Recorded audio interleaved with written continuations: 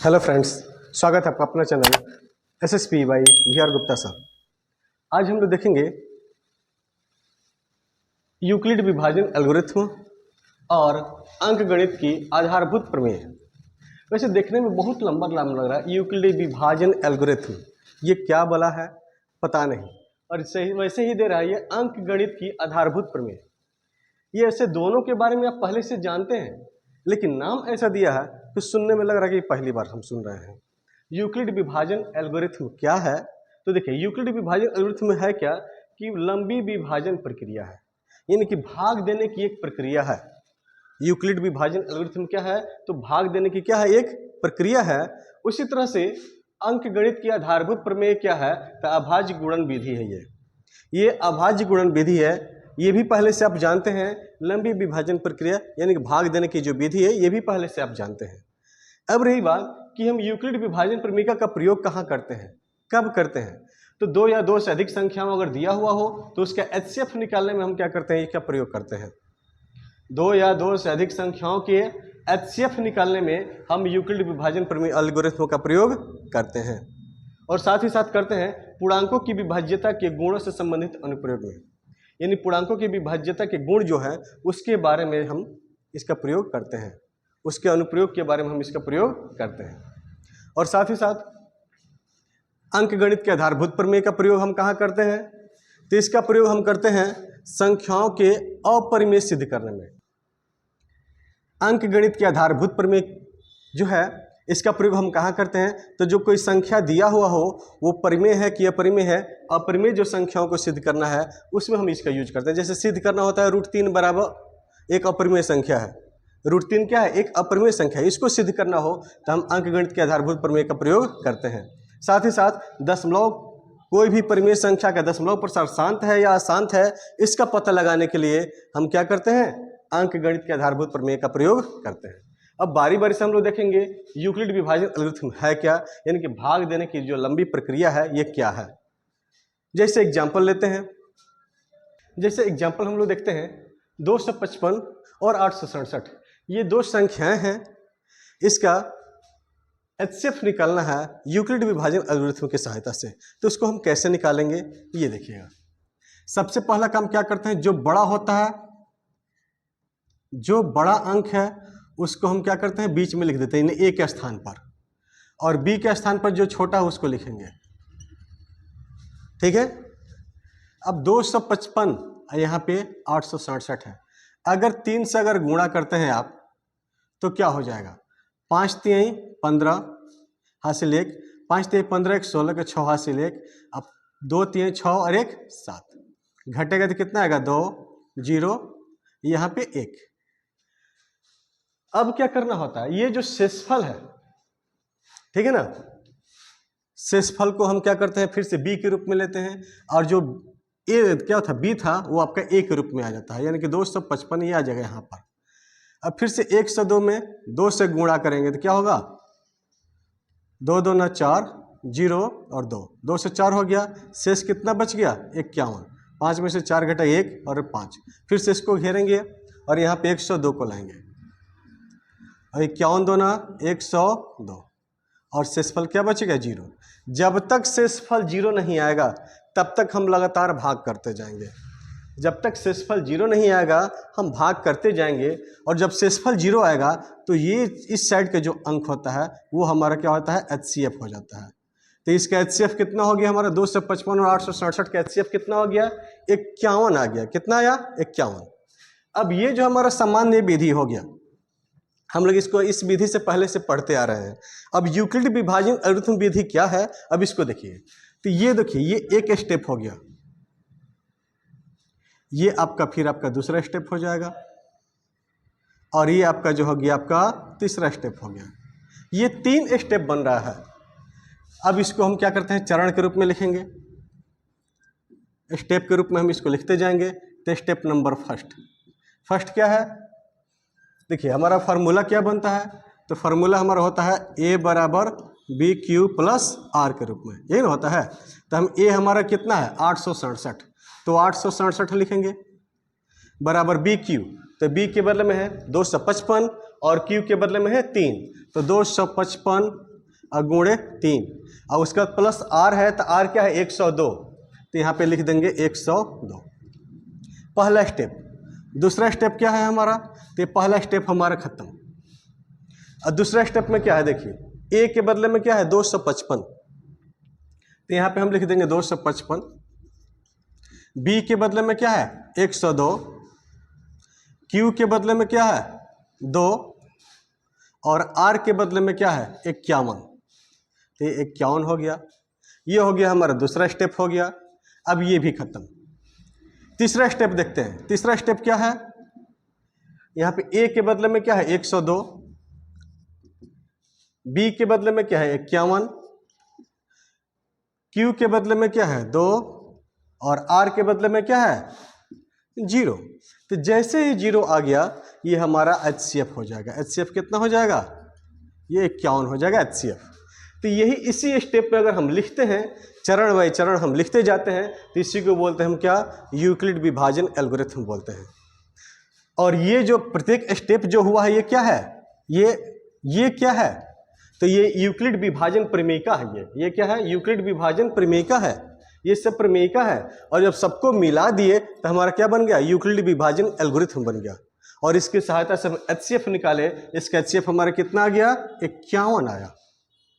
ठीक है, तो क्या देखे आप कि यूक्लिड विभाजन प्रमेयिका से मिल करके हमारा क्या बनता है, यूक्लिड विभाजन एल्गोरिथम बनता है। स्टेप बाय स्टेप हम करते जाते हैं, तब तक करते जाएंगे जब तक इस शेषफल 0 न आ जाए। ठीक है, और जैसे ही शेषफल 0 आ जाता है तो फर्स्ट अंक जो हमारा b होता है, जिसको हम बोलते हैं b बोलते हैं, वही हमारा क्या होता है HCF हो जाता है। ठीक है, अब हम लोग देखेंगे अंक गणित की आधारभूत प्रमेय। अंक गणित की आधारभूत प्रमेय क्या है, प्रमेय। अब यहाँ देखिए, जैसे ये 180 दिया है, तो 180 को क्या करते हैं आप 2 से तोड़ते हैं, अभाज्य संख्या से तोड़ते जाते हैं, गुणनखंड करते जाते हैं, तो हो जाता है 90। फिर 2 से तोड़ेंगे, ये हो गया 45। फिर 3 से तोड़ेंगे, ये हो जाए कितना 15। फिर 3 से तोड़ेंगे, ये हो जाएगा 5। फिर 5 से तोड़ेंगे, 1 हो जाएगा। तो ये जितनी भी संख्याएं हैं ये सब के सब क्या है, अभाज्य संख्या है।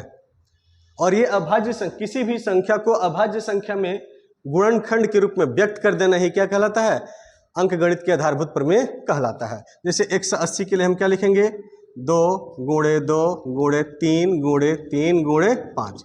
यह हम ऐसे भी लिख सकते हैं, 2 के पावर 2, 3 के पावर भी 2 और गुणे 5। 2 2 है तो 2 के पावर 2, 3 भी 2 है तो 3 के पावर 2 और 5 1 है तो 5 रह जाएगा। तो इस रूप में लिखना ही क्या कहलाता है, अंक गणित के आधारभूत प्रमेय कहलाता है।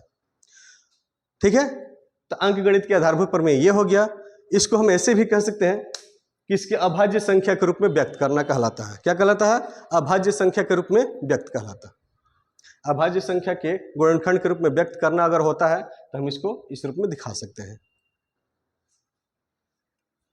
अब हम लोग देखेंगे अभाज्य गुणनखंड विधि के द्वारा एलसीएम तथा एचसीएफ हम कैसे ज्ञात करते हैं, इसके बारे में देखेंगे। अभाज्य गुणनखंड विधि के द्वारा क्या निकालना है, एलसीएम तथा एचसीएफ हमको निकालना है, ये देखना है। 2 एग्जाम्पल हम लिए हैं, अब इन दोनों को हम हल करके देखेंगे। तो सबसे पहला काम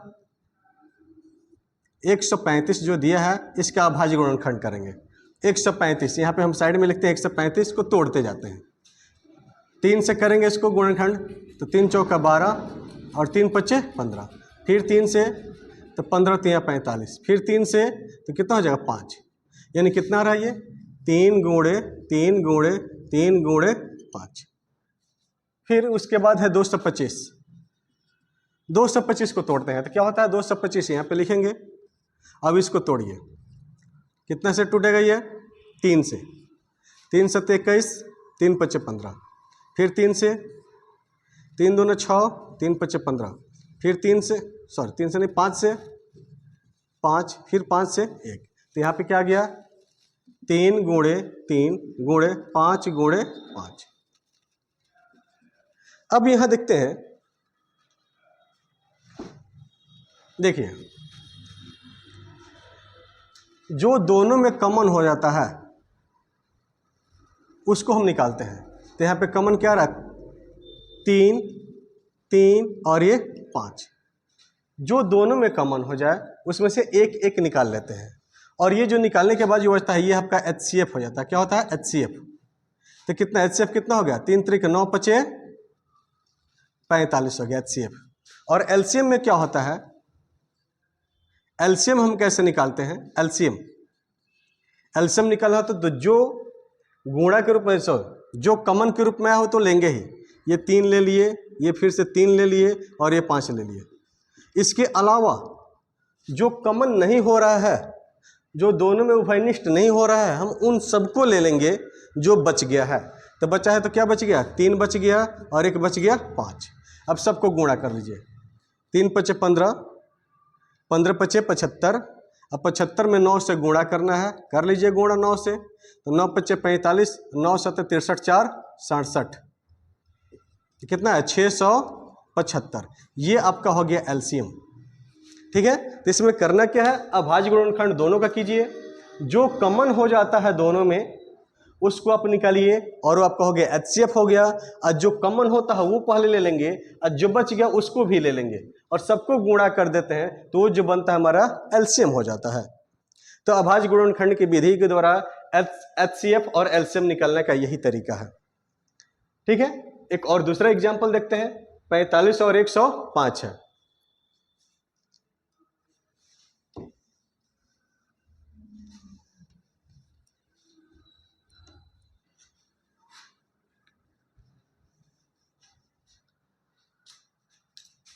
तो यहाँ पे हम लिखते हैं 45, इसका अभाज्य गुणनखंड करते हैं तो 3 3 9 5 45 और इधर 105 लिए, 105 को लिए तो 3 गुणे 3।